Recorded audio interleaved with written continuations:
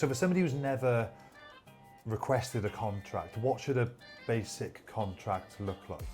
It depends on the area, whether it's property or services or whatever. You'd have different agreements with different types of service or product or whatever.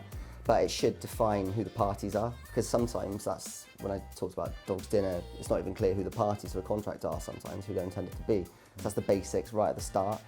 Then you would have what the point of the contract is, what you're looking to do, what the measure of success is for it, what the avenues are for breach of it, what the level of liability is and whether people should be having insurance backing it if they don't fulfill it properly.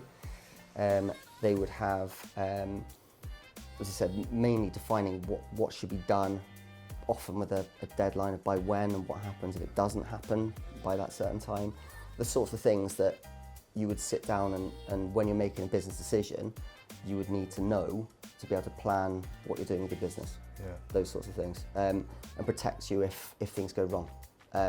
You'd often have attachments to the contract as well, so in certain situations you might want to plan to demonstrate if it's, I don't know, a contract for cleaning services or whatever, you would actually want a plan attached to show the extent of what you're going to clean. Because if you if the person comes back and says you haven't cleaned those rooms, you say, well, hold on, it's not in the scope of what I'm looking to do. It's not in the contract, so sorry. We'll have to negotiate and increase the scope of the contract because I quoted on X. So you quickly see why you need that written contract to set it out. Because otherwise, you know, if they say that was never part of the contract, you need literally to dig through correspondence and even if you don't have correspondence, then you just have to write a written statement and it's your word against theirs when you get to a judge. So it can be very difficult.